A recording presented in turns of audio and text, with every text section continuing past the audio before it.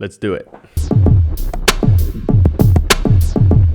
Hello everyone, this is Gaston from Easy Software Developer again, and today we're gonna talk about JavaScript loops.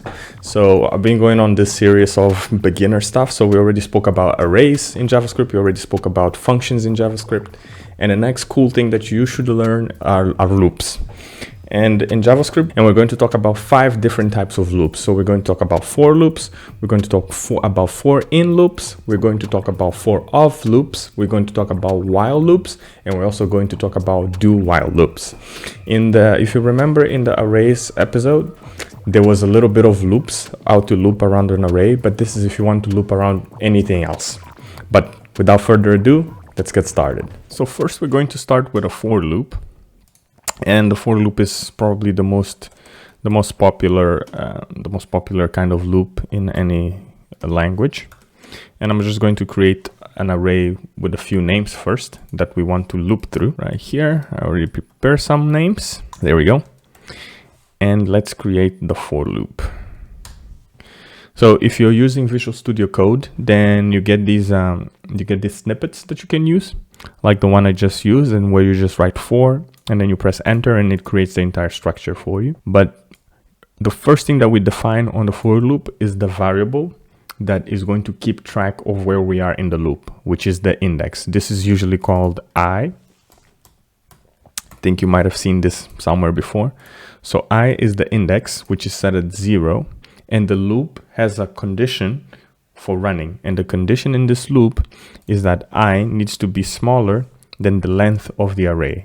And our array is names, so we're going to do names here, which means here we have 1, 2, 3, 4. This loop is going to run 4 times. So as long as the length is bigger than the index that we are in, the loop will continue running.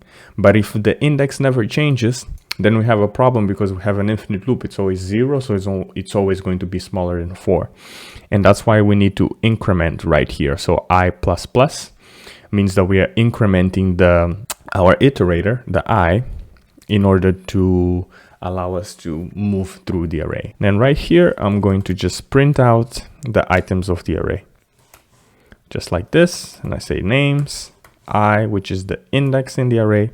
And if you don't understand this syntax here, this is just about arrays, and I made a video about arrays too, like my previous 2 videos.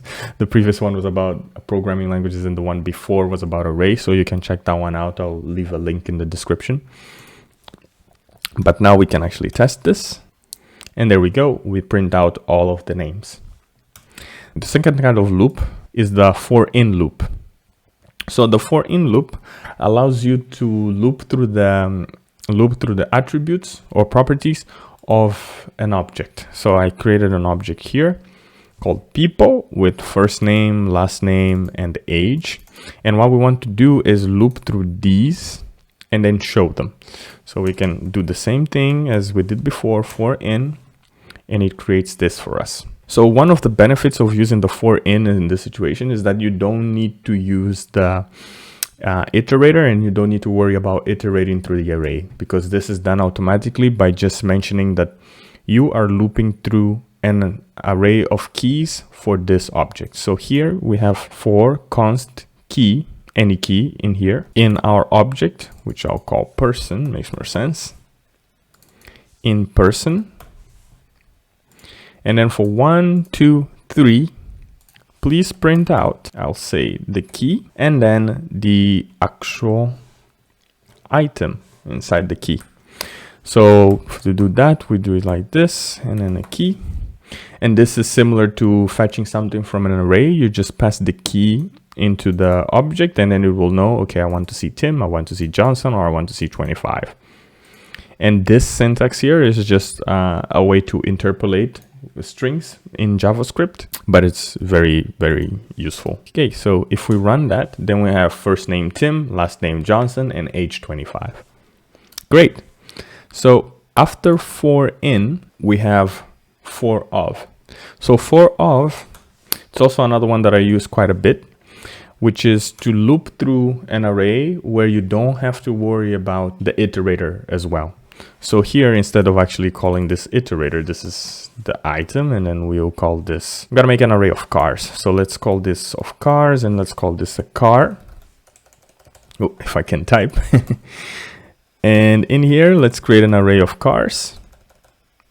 For some reason, the word cars is difficult for me. So I BMW. All right. So now we actually have access to each one of these cars inside of the array. So what we can do is we can just log out and say brand, and then use the same trick that we used before with the interpolation, car. Okay. Just like that. So brand, BMW, Volvo, Nissan, and if we add more and more and more, it's just going to do it for us. It's just going to keep looping through it. So very useful loop control here. And now we get into the whiles. We have two kinds of whiles. We have the regular while, and then we have the do while. But first, let's start with the regular while. So I'm also going to use our Visual Studio Code snippets here. So while, just like the first for loop, it needs a condition to run. So as long as something is smaller than this, as long as something is bigger than this, please run this loop. So I'm just going to say, I'm going to create a variable here, n equal to 0. Actually, let me do 1 here. And while n is smaller than 3, do something. But then inside of this while, we also need to increment n, because if we don't increment n, we have again the same situation where we don't, where the loop is infinite, where we create an infinite loop, which will just crash my machine. So n plus plus, and now we can do whatever we want inside this loop. We have our condition and we have our increment here. So in here, we can actually just print out what n is. So console log n, and just like that, we can see n is 1 and then n is 2, which goes according to our condition, the one that we just wrote. And last but not least is one of my favorites actually, which is the do while. Do while is quite interesting. So one of the things that do while does is that it assures you that it will always run at least once. So maybe you want to check some conditions afterwards, or you do an operation inside of here that affects your loop in some way. You might want to use the do while, because you always want the first thing to be executed. So in this case, let's just console log, let's say current counter. Then I'm going to create a variable called I, let's say. And actually now I need to do these. Just like in the while loop, we also need to increment here. So I'm just going to do I++. And since we're dealing with this I here, we also need to create it. So let I be equal to 0. And our condition, let's say I is less than 5. Yeah, so just like, let's just say that I is less than 5. And if we run this, there we go. So we go 0, 1, 2, 3, 4. But the powerful thing that I want to show you, so we have I is equal to 0. But here, if we do I is less than 0, which is not true, they're equal, then in any other of our loops, this would not run. But since this is a do while loop, it will run at least once and then it will stop. So right here, if we do it again, the counter is 0, so it always runs the initial one, but then it doesn't run again. So it's a very useful kind of loop. But that's our last loop for JavaScript, and those are the main loops that you can use in JavaScript.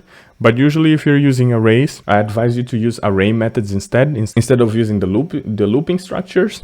And if you want to check out which methods in the array you can use, I made a video, and I'm going to put the video in the description down below, just like I mentioned before, where you can check out which array methods fit you for which situations. So guys, that was it. That was the loops video. I hope you guys enjoyed it. I hope you guys learned something from it. And if you have any questions about loops or anything else in JavaScript, just drop a comment below or follow me on Instagram at Easy Software Developer. I post there every single day of the week because I need to rest on the weekends.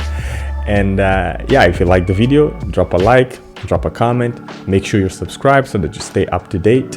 And thank you for watching. I'll see you in the next one. So while just like any of the other loops, it's going to run,